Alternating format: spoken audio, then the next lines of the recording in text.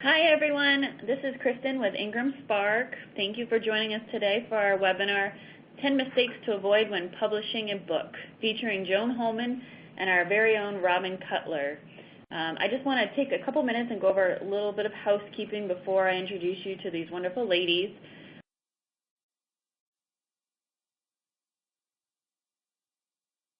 We'll be live tweeting this event and you can join into the conversation. There is a Twitter widget on the right-hand side of your console, and we've already picked it up, so you'll be able to get the hashtag Ingram Spark sessions into your tweets. If you have any questions at any time during the presentation, there is a widget for that also. It's the Q&A button at the bottom of your screen. I think it's bottom right-hand side. Take advantage of that. We will have about 10 to 15 minutes at the end of the webinar to answer any questions that you have. There's also a printable version of the presentation found on the left-hand side, the bottom left-hand side of on your console.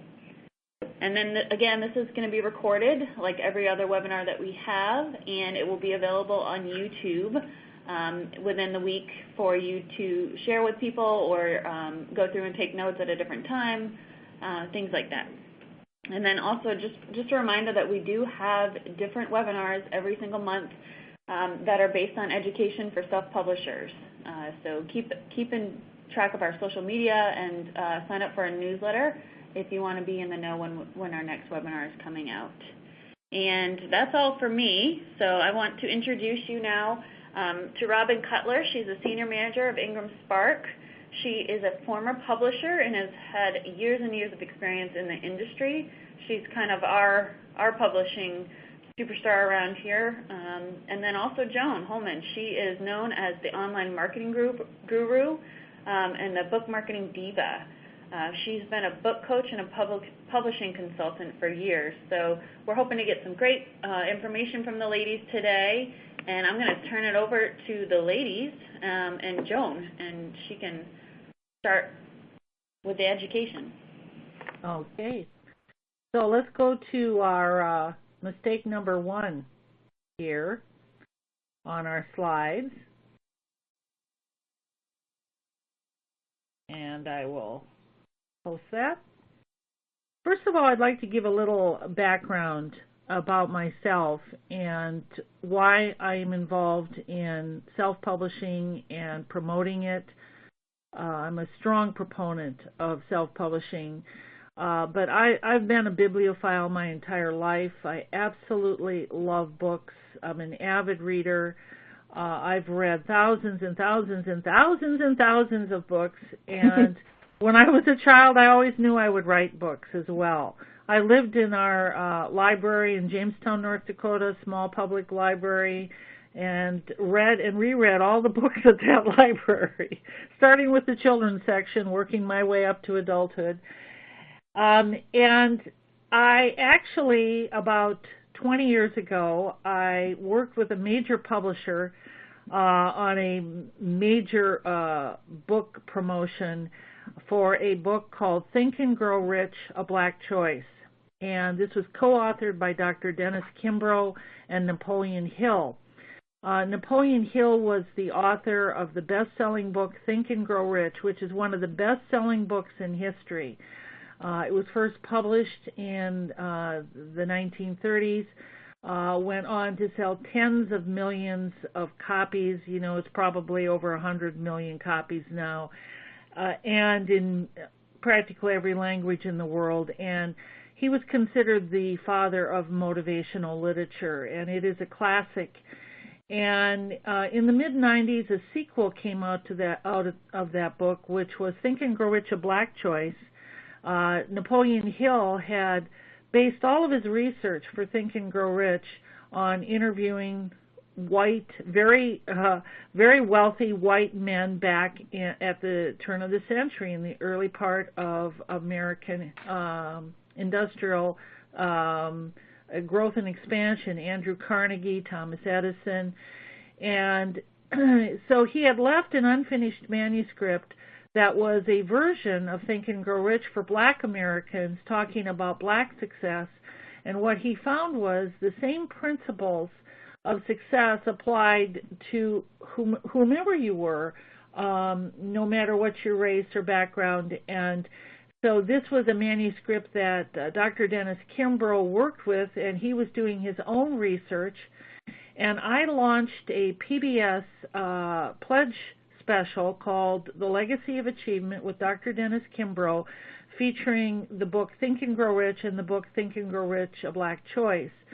And this was a national PBS show, and I was the creator and producer of this show, and I worked with the publisher at the time, and this was a tremendous opportunity to promote this book throughout the United States. As you well know, PBS does fabulous pledge drive specials, and they have people such as Wayne Dyer, who now passed away, but Susie Orman got launched on PBS with her books and her career. And so I got very much involved with traditional publishing, traditional publishers, and also very successful authors. And then I started to see this change and this development of self-publishing. Now, I was an early adopter on the internet, started doing online marketing and building websites in 1995, one of the first people in the world to actually build websites. And so I was really involved with the internet when self-publishing started to emerge. And I started to realize that all book marketing was going to become online marketing. I mean, even if you do a PBS pledge drive and launch a book there, you're going to integrate that with an online presence, with social media, a website, whatever. So it was a really great convergence of my interests and my background with online marketing and my love of publishing and books. So I have more and more been working with authors who are now choosing to self-publish. And so there are traditionally published authors who are now choosing this route, and very successful ones as well as all kinds of people who had a dream of writing a book and getting a book out there, and they could never get past the gatekeepers. They couldn't get a literary agent, they couldn't get a publisher, and so they're choosing to self-publish. So I have a lot of people come to me who have already self-published a book, and unfortunately they didn't do it the right way. They don't have a good title, they don't have a good subtitle, they don't have a great book cover, and they haven't even thought about marketing or promotion. They just thought about do the book, get it published, and now they want to go out and market it. And in many cases, I say we have to repackage this, and they don't get proper editing. You have to have good editing. You have to put out a professional product. If you can go out and self-publish just for the fun of it, and that's great. You can do that too. Maybe you're just going to self-publish for a few family and friends, and that's fine. The tools are all there to do that. But if you want to be a little more serious about it and actually have a professional book and have a book that has some potential, at least with a niche audience, or you can use a book to help promote yourself professionally. They call it the new business card, having your own book. And so writing about something that you're knowledgeable about, nonfiction, can really help move you along professionally and give you some credentials and visibility and make a positive impression on people. So right away, I'm going to recommend a book. I'm going to actually recommend two books. One is a book called APE, A-P-E, How to Publish a Book, Author, Publisher, Entrepreneur. And you will see this up there on the slides. And this is by Guy Kawasaki, who used to be the chief evangelist for Apple Computer. and a guy named Sean Welch, who is a great techie working with the technical details of self-publishing. And so the premise here is you're not just an author, you're also a publisher and an entrepreneur. And it's an excellent book. It's about 3 years old now, but it's still very, very relevant, and it will really help give you a detailed information about the process of being a professional in publishing your own book. There's another book called The Author Training Manual by Nina Amir, A-M-I-R, N-I-N-A, and her last name is A-M-I-R. And this is an excellent book because it really, really discusses how to take a business approach. And traditionally, when you would publish a book, you would get a literary agent, which is not easy to do, and they would then go to a publisher and look for an acquisitions editor who might be interested in your book. And even popular book such as Chicken Soup for the Soul, which has gone on to sell over 100 million copies. They have a series, not just the one book. They were rejected by something like 120 or 140 publishers before they got a little publisher to do their book. And so it has never been easy to get a book published. And what it has required is that you write a book proposal. Now, there are two different types of book proposals. One is for a nonfiction book, and one is for a fiction book. And so it's like doing a business plan. So for instance, I don't know how many of you have ever seen the show Shark Tank. It's a very popular show, and they have entrepreneurs come on that show, and they are trying to get money for their business. And so you have some very savvy business people there who are the sharks, and they evaluate the potential of a business and whether they want to invest in it. And so you have to keep this in mind. A book is a product. You are in business. If you're going to publish a book, you have a product.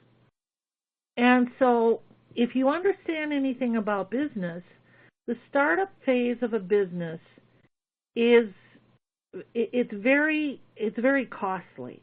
You have to invest money and or sweat equity, and so it takes a lot to develop a product. So you have product development, you have product testing, and then you have to see if anybody really wants this product. So you have to prove the product in the marketplace.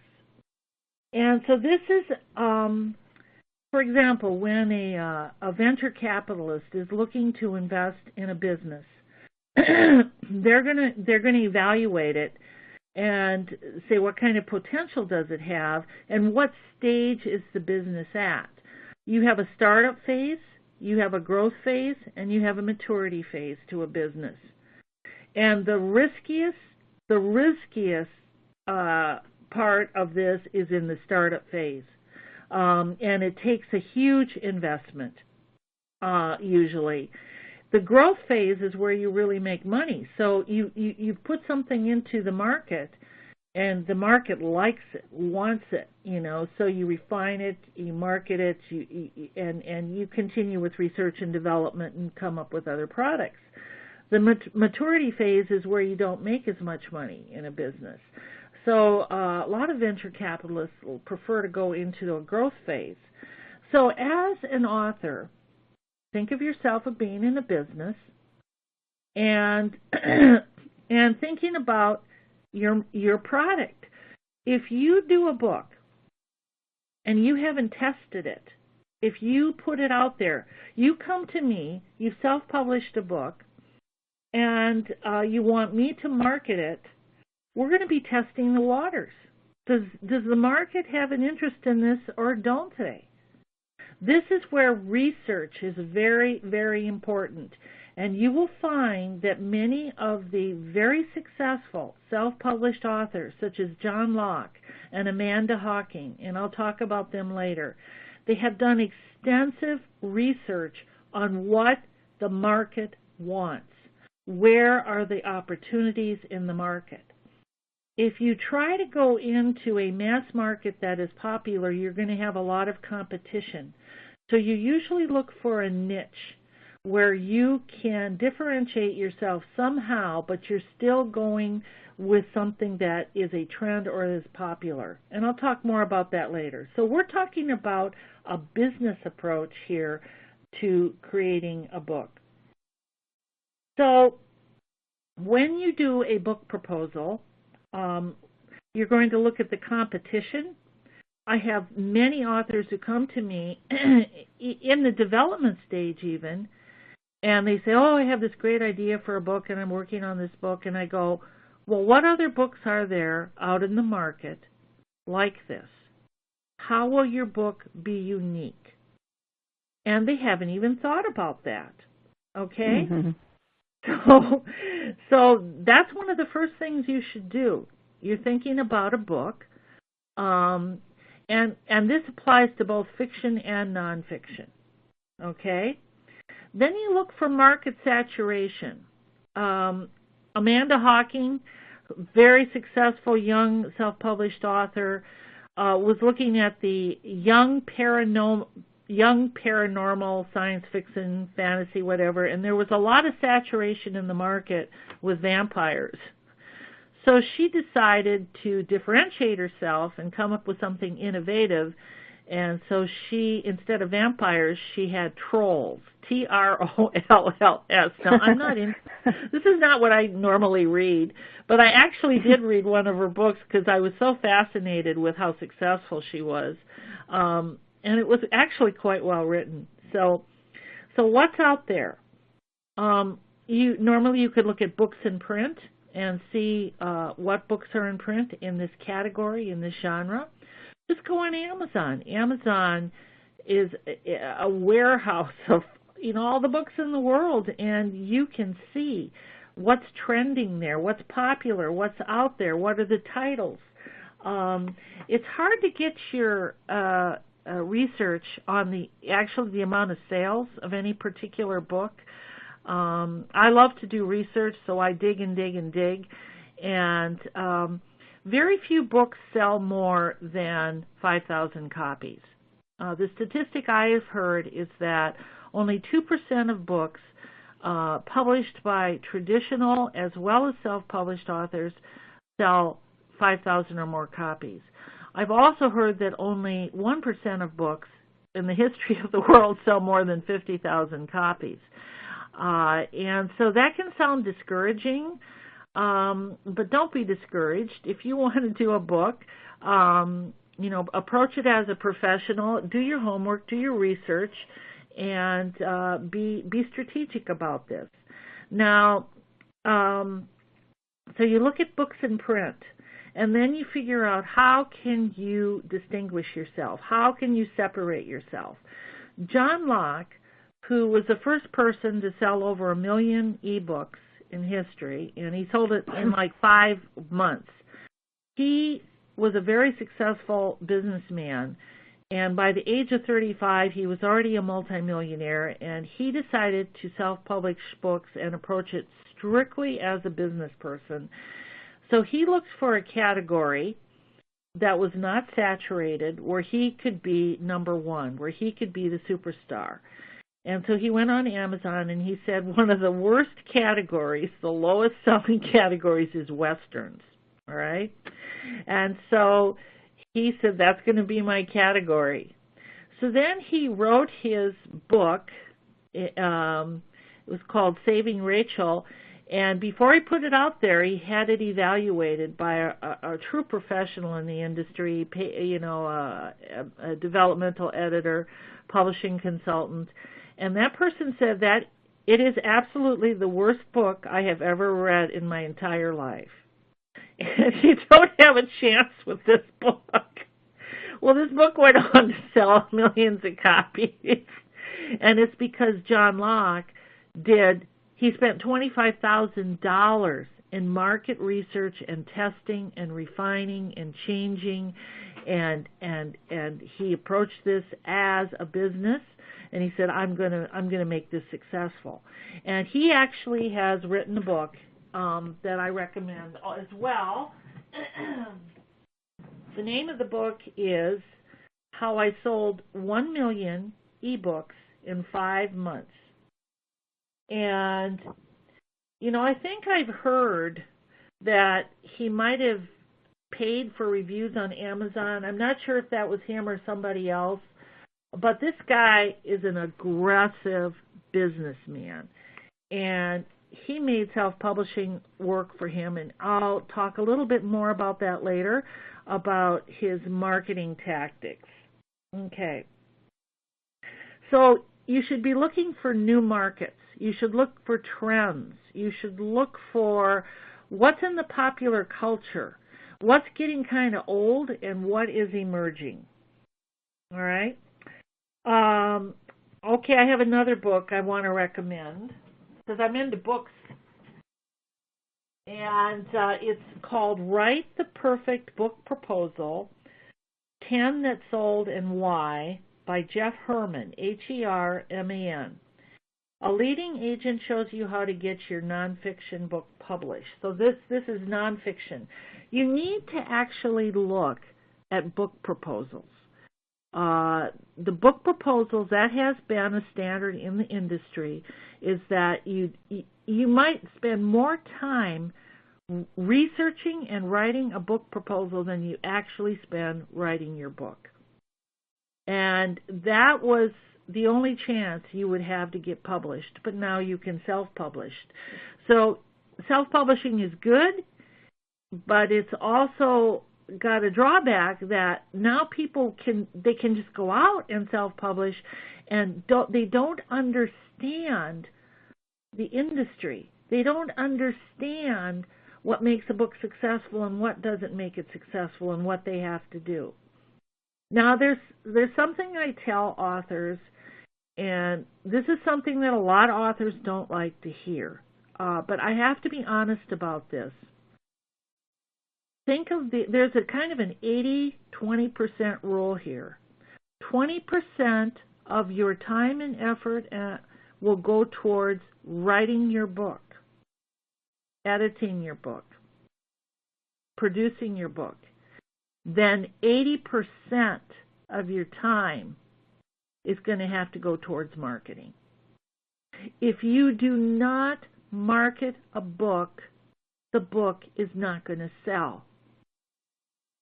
You can't just put a book on Amazon and do nothing and think that it's going to sell. That's kind of like winning the lottery, only your chances might even be less because if you didn't do a professional book and you didn't test it in the market and you didn't test your title and you didn't test your covers and you didn't do proper product development,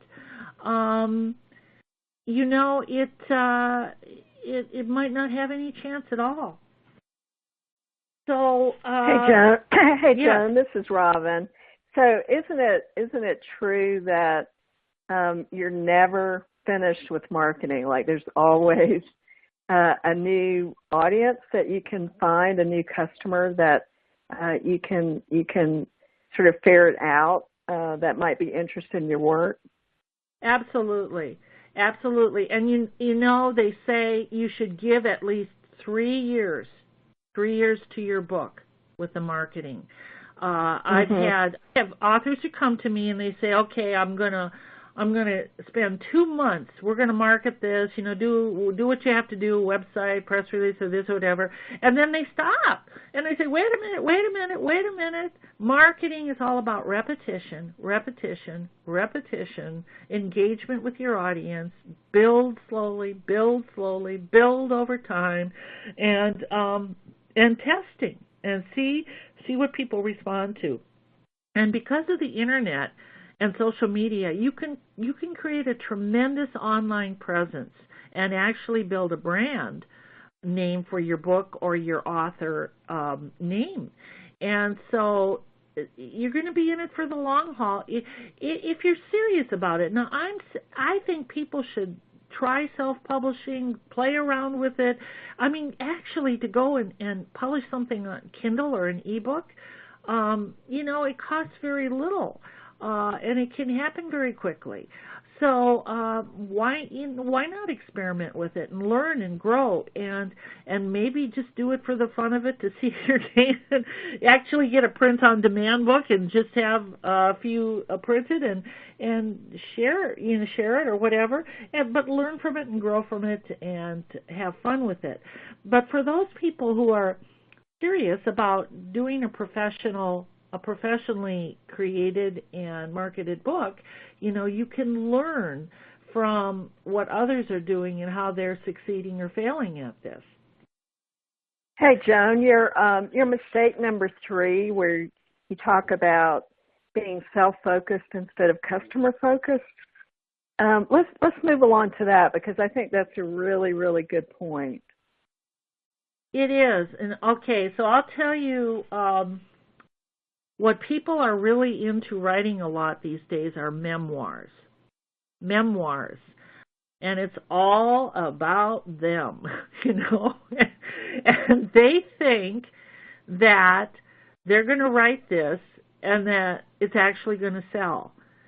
And, they think they're going to be the next Cheryl Strayed Wild, and Reese Witherspoon is going to star them in a movie. And there are, and I'm just giving the example of the memoir where, people might not be interested unless you have great storytelling ability and you know how to craft a book, a story that is entertaining and has a greater meaning than just your life. Somehow it has to relate to your audience and their lives and their dreams and their hopes and their trials and their tribulations. And so many people are shocked when nobody is interested in their book, even if they give their book away, because they weren't thinking about the reader.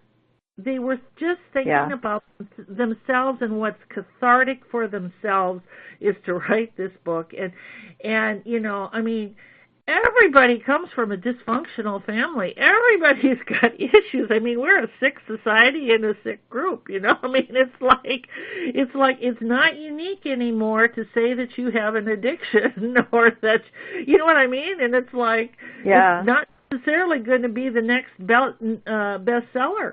And so you have to focus on the reader. And I say take writing classes, read books about writing and storytelling and the actual craft of storytelling. And, there's a book called The Writer's Journey by Christopher Vogler that has the classic elements of great storytelling in films. And you have books like that for people who are writing. It's a different art form to do a film and to do a book. And there are great books out there and classes and workshops and retreats. And if you're interested in creating something that actually is good literature, study the craft, work at the craft. There are writing groups. Form a writing group of other people that are writers and read each other's work and give feedback to each other. One of the important things to do when you're writing a book is get what you call beta readers. You want to test what you're writing and see how people are responding. And you have to get a little thick-skinned and be willing to take constructive criticism.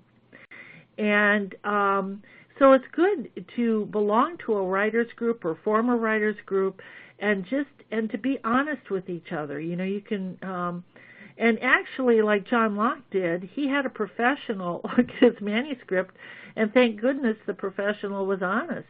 and said it was the worst book he had ever read, and John Locke didn't take it personally. John Locke is not a writer, and he's not even a good writer. He says he's a very bad writer, but he's creating something that people wanted. There are niche audiences for all kinds of different categories of books. There are people that are into chess. There are people into woodworking. There are people, and in fact, some of the most successful books that sell the most copies are where you do these guides to woodworking or guides to, there was one book, How to Have a Flat Stomach in 21 days or less, something like that. It was sold like 1.5 million copies. There's a niche audience for that. There's always a niche audience for diet books, of course. We know that. You just have to come up with something unique. So, Joan, one of the things that I want to make sure we have plenty of time for, because you have just packed this webinar with such great information, but on your slide number, with mistake number 6, let's talk about the packaging, because you've mentioned that a couple of times as being, one of the packaging your book as a product and what goes into that. Yeah, so the title, the packaging is so important. It is so important. I don't know, I'm really into makeup, and I love going to makeup counters, and I waste quite a bit of money on makeup. Because I absolutely love the packaging. I love everything that goes around it, and the rituals, and you go to Macy's and they'll put a little lipstick on you. I just love it. And it's so, that is, the cosmetic industry knows it's all about packaging and branding. Okay, so the book industry, quite frankly, it's the same thing. I'm going to tell you a little story here about a book, Everything Men Know About Women. Has sold over 1.5 million copies. The actual author of that is the sister of a friend of mine, so I know the story. This book was completely empty. There's nothing in the book. Everything Men Know About Women. And actually, a woman named Cindy Cashman wrote this book under a pseudonym of Dr. Francis, I think it was. And she was a great salesperson, and she came up with a strategy that this would not go into bookstores. This went into women's stores, gift stores, boutiques, and a lot of men would get this as a present. And it's like a gag gift. And everybody got it. The minute I'd say Everything Men Know About Women, and I'd say Dr. Ellen Francis, that's the pseudonym she used, they'd say, well, what's in it? And I'd say, it's completely empty. Ha, ha, ha, ha, ha. And all the men would laugh, all the women would laugh. And that is brilliant, a brilliant title and packaging and strategy. And so then there's the 4-Hour Workweek by Timothy Ferriss, a best-selling book, got a major publisher. Timothy Ferriss tested different book titles. He went on Google AdWords, and he actually put in different titles for this book he was writing, and the 4-Hour Workweek was the winner. Well, it's the big promise. It's the big benefit. Who doesn't want to work 4 hours a week, And this is something you can do. You can go on Facebook, and you can do Facebook ads and get a landing page somewhere and test to see how many people click on a certain title. And you can do the same thing with book covers. So I do crowdsourcing, and I do book cover contests. And so I will have maybe 3 to 5 different book covers that I'll have developed for a book. and then I'll do a survey. I'll send it out to my network. And just last week, I actually had 3 book covers that were finalists in a crowdsourced book contest I was doing. And there was one book cover I absolutely loved. That was my #1 choice. That was going to be the book cover I recommended for the author. And I put it out to my network, and I put it out on Facebook. And lo and behold, the group came back, and when you do a survey, you ask for comments and feedback, and why did you like this? And, it's just fabulous when you get this feedback. And it wasn't the book cover I had chosen that was #1. So I changed my choice. And I'll tell you, we are going to have a fabulous book cover because of this, because then we refined it and everything. And that the market told me, this is what is going to be more successful than this other one. And so many authors, again, because they don't understand this, they don't understand that they have a product and you have to test it, and and if you want people to like it, you better put your toes in the water a little bit there before you actually spend a lot of money and time producing something that doesn't have a lot of potential. So Joan, let's talk about pricing and the importance of pricing your book properly. Oh yeah, this is good. Okay, so I have a story. A while back, I got a phone call from a small publisher, somebody self-publishing, and they were doing some children's books, and they were really excited because they had the books up on Amazon. They had published print on demand through Lightning Source, and so I went in and I looked at the pricing. I looked at the retail price, and then I said, what is your wholesale price discount that you're offering? And again, this is something that people who don't know the industry, and this is something you could speak to very well, I'm sure, is that you have to have a wholesaler discount. If you're going to distribute through Amazon or anybody, you're going to have to discount the book. For example, if you sell to a bookstore, they wouldn't go directly with a self-published author, and of course they don't carry any self-published authors. They will have a distributor or a wholesaler that they deal with, and you have to discount from the retail price so that the bookstore can make a profit. Yeah. Right? Yes, that's right? Exactly right.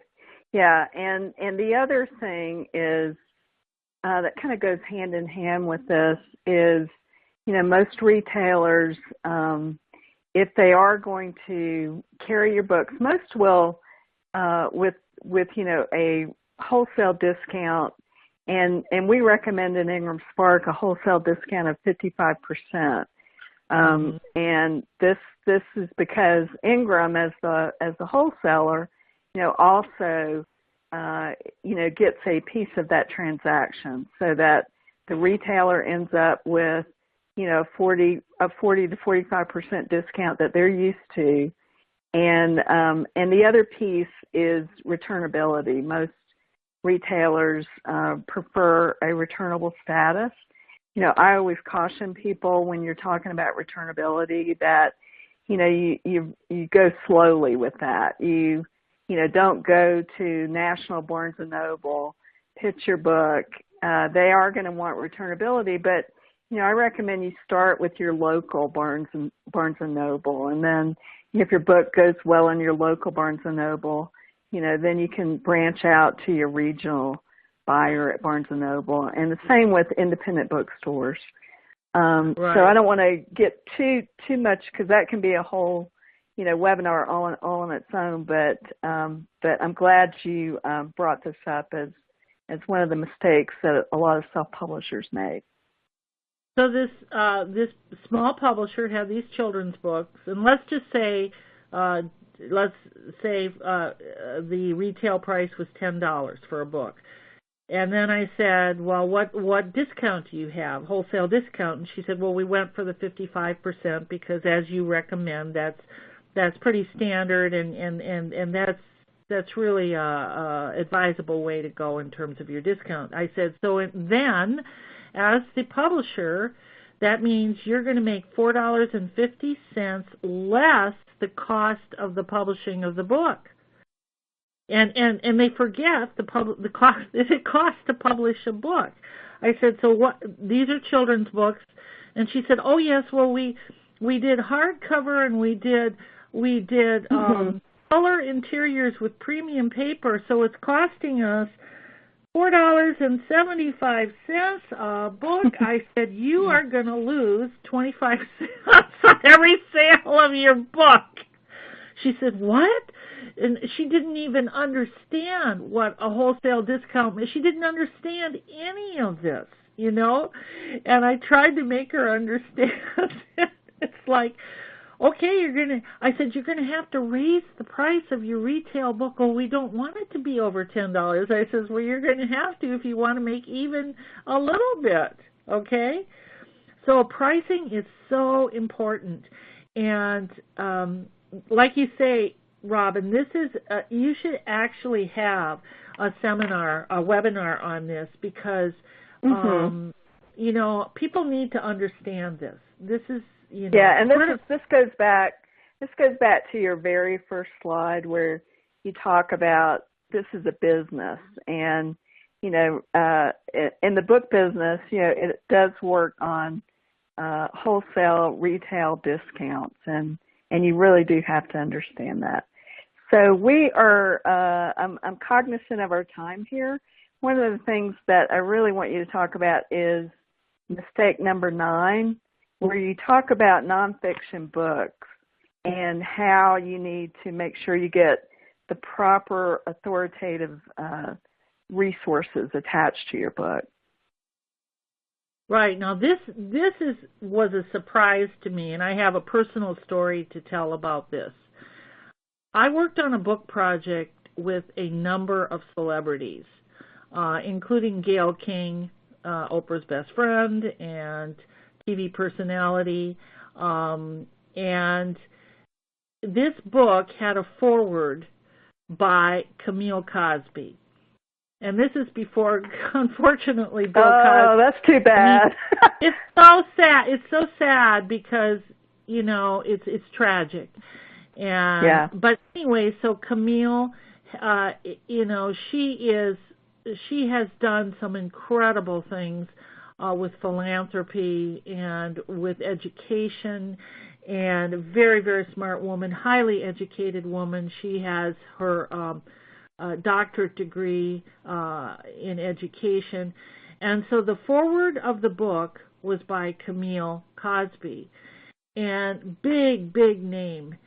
And I worked on this book behind the scenes in the actual development of the book, and I worked with Simon & Schuster and the publication and all that. So anyway, when the book came out, I went on Amazon, and I had worked with the author, and her name was up there, but it also had Camille Cosby as one of the authors of the book, because she had written the foreword. And so if you get a big name person who has a lot of credibility or has a big audience or following, a lot of visibility, they're actually going to draw a lot of attention to your book, because if somebody goes to look to see if they've written any books, if they did the foreword for your book is going to come up. And I have looked at this time and time again to make sure that this wasn't just a one case situation. So it's not, and so it does a lot for you. As you probably know, Amazon is selling 40% of all print books and 60% of all ebooks. And so people go to Amazon, and it's a trusted resource, and it's, a huge online retailer. And so I say try to get a good forward, for this is, for a nonfiction book. A lot of people don't even think about this. But if you're able to co-brand yourself with somebody who is either, like a PhD or an EDD or or somebody who is with an organization, like let's say the Red Cross or something, like CEO of the Red Cross, and you can put that on your book cover, forward by such and such person, and either their name, their organization name, the credentials, immediately you're going to elevate your book in terms of its credibility and its opportunity for success. So that's really great. Yeah, a lot of people don't know about that. And so I had somebody come to me recently in the last month who is an immigrant, and he's written a memoir. And I said, this is really well done and everything, but people don't know you, and people may not believe you with some of this stuff here, and some of it's a little controversial. I said, could you get somebody to endorse you who would be willing to do a forward, who comes from a really respectable organization? And he did it. He got somebody. So it's tremendous. I said, this really is going to help with the marketing of your book. Yeah, I'm watching the time too. Yeah, so Joan, this last mistake, number 10, and I'm a huge advocate of what you're saying here, and always, tell people that, if you want a professional book, you really need to work with professionals in terms of creating your book. The editing and the design is just, fundamentally important. So talk a little bit about that and why you feel the same way. Well, here's the deal. It's just like when I started doing websites in 1995. Websites were hideous looking. We had very limited tools, and every website that was done looked like a 7-year-old had done it. Probably the ones I did too. and so it's like everybody thought, well, I'll get my next door neighbor's kid to do it. And I can't believe the number of authors that come to me and they have generated their own book cover. They, maybe they used CreateSpace or something, and quite frankly, it's generic and it looks self-published and they want to save money and I say, you know what? There are tremendous resources out there like 99 Designs where you can run a contest, a design contest, and crowdsource designers from all over the world who, to give them $200 or $300, I found out in Croatia that's equivalent to a 1-month salary. So they're going to knock themselves out doing a book cover for you. And you'll get a lot of bad book cover designers and designs from them too. So you have to manage it, and you have to have good taste, and then you have to beta test it and see what people think. But, the tools are out there to create something for really a pretty low price, so you don't have to do, use your nephew to do it with color crayons or whatever. But yes, everything should be professional. The editing. Another author came to me in the last year, and she had paid an editor who she thought was a good editor. Somebody said, "Oh, this will be a good person to edit your book." And I said, "Well, is she a developmental editor, a content editor, a line editor, a proofreader? What kind of editor was she?" Because I found close to 1,000 mistakes in editing in this book. It was like a 300-page book, and I edited it myself, and I was absolutely shocked. I said, this must have been just a developmental editor who just looked at some of the bigger picture story structure, but didn't have a clue when it came to proofreading or line editing.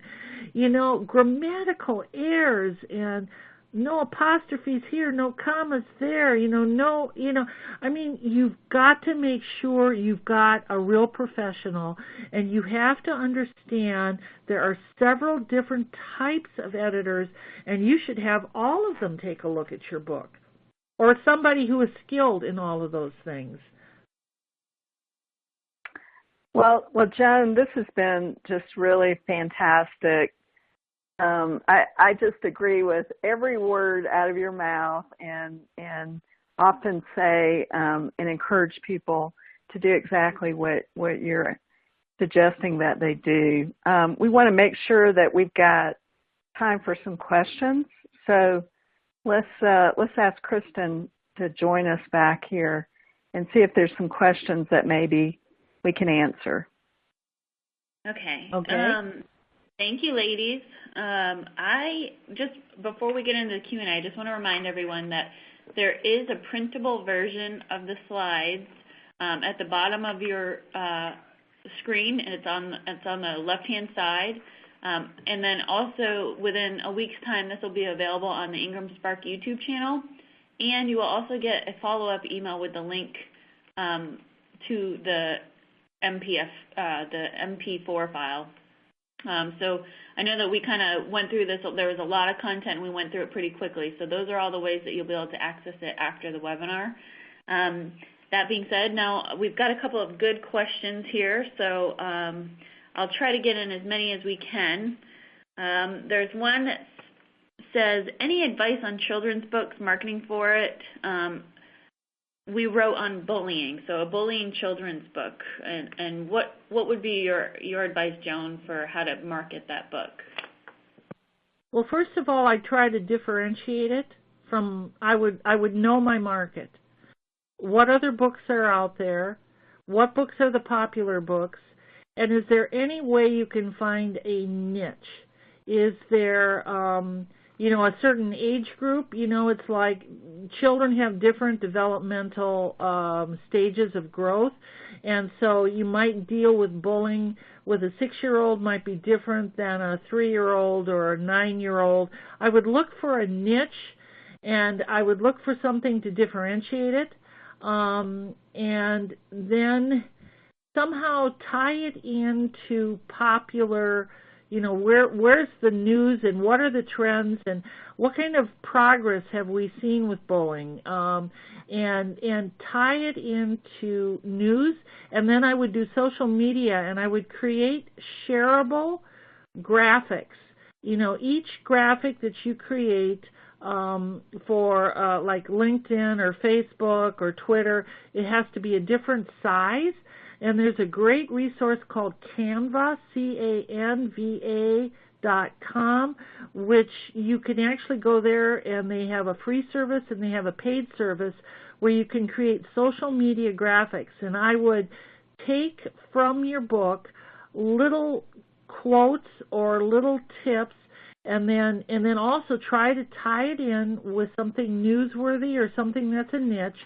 And I would do a lot of social media education using your book as a tool. And then at the bottom of your social media graphic, have your website address for the book, the name of the book, and so you're branding the book. That's just one tip. Thanks, Joan. We do have another question.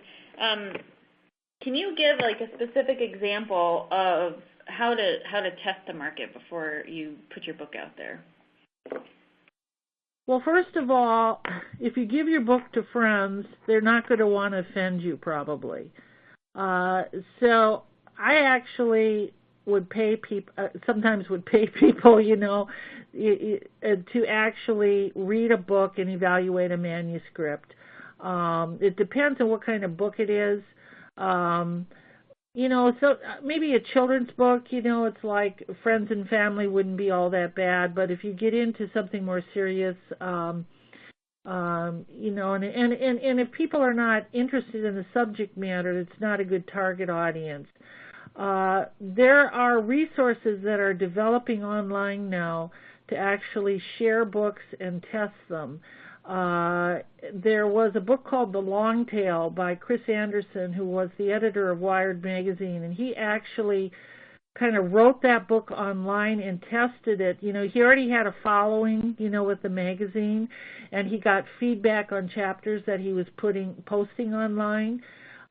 So you might look for niche audiences and communities where you could possibly post parts of your book or chapters, or and again, there are resources that are developing to do this. There was a website called Wattpad. I didn't use it, and I think it was for sharing and critiques. So do some research and see if you can find something like that. I'm trying to track that myself and see what communities might be out there for that. All right. Got another one here for you. How important are first writes if one has a goal of shifting from self-publishing to traditional publishing? How important is first rights? You mean rights to the book? I mean, yeah, I think you need to have rights to your book if you want to shift to traditional publishing. I'm not quite sure what the question is asking. I'm sorry. Okay, we'll move on to another one since we don't have access to those. If you've made some of these mistakes, what is the best way to self-publish the same book? Well, I just told an author, I have a client who came to me this last year, and I looked at her book. Her book was 3 years old, and I said, let's do a new edition of the book, new and revised with new material. This is done all the time with traditional publishers. We'll do a new cover and then big and bold on it, new and revised or new and updated, additional material, whatever, and we'll relaunch it. And we'll add some stuff to it. We'll change some stuff, and you can easily do that. You can easily do that. It is, and this will probably be the last one. Maybe we'll have time for one more. But is there a good template or author-illustrator contract available online? Contact available online, I'm guessing is what they meant. Contract?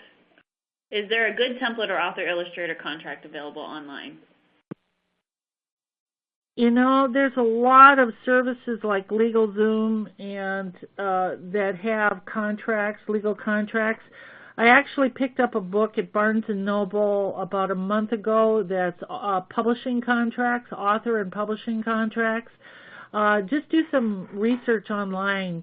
There's stuff available. I mean, the book that I got from Barnes & Noble is, it's got all kinds of different contracts in there for authors and publishing and self-publishing and collaboration agreements, work-for-hire agreements. It's excellent.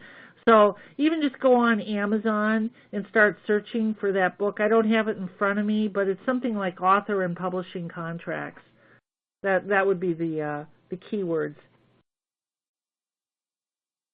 Thanks, Joan. Yeah. Let's see. Let's try to fit one more in here. When it comes to making your titles returnable to bookstores, is there anything that needs to happen after that point? Do you notify the bookstores, or what's the next step after you've made all of your titles returnable? Robin, I think that's a question you might want to answer. Yes. So it's pretty easy when you set up your book in Ingram Spark and you set your wholesale discount and whether or not your book is returnable or not.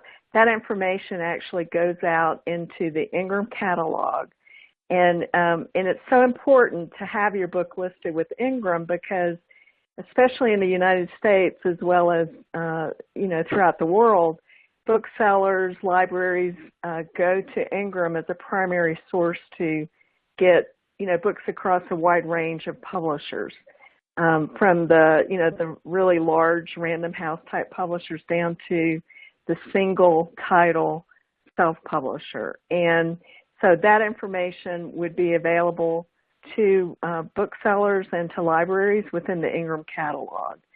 So they would be able to see if the book has regular wholesale discount terms and whether or not a book is returnable. And if you decide that your book is returnable or it's non-returnable at first, you can always change it within the Ingram Spark, within your Ingram Spark account. You can turn on and off returnability. I will caution you that if your book has been returnable and you make it then non-returnable, you may see some returns that status triggers. All right, thank you, Robin. And that will take up all the time that we have today. I want to thank Robin and Joan for joining us today and giving us all that wonderful information on the 10 mistakes of our self-publishers. We'll wrap it up. I do want to say to everyone that there were some questions that we didn't get to. Those will be in the comments section. The question and answers will be in the comments section on the YouTube video, which will be available next week on the Ingram Spark YouTube channel. We'll get you all the Q&A answers there. And thank you very much for joining us today. I hope everyone has a wonderful day. Thank you. Thank you. Thank you.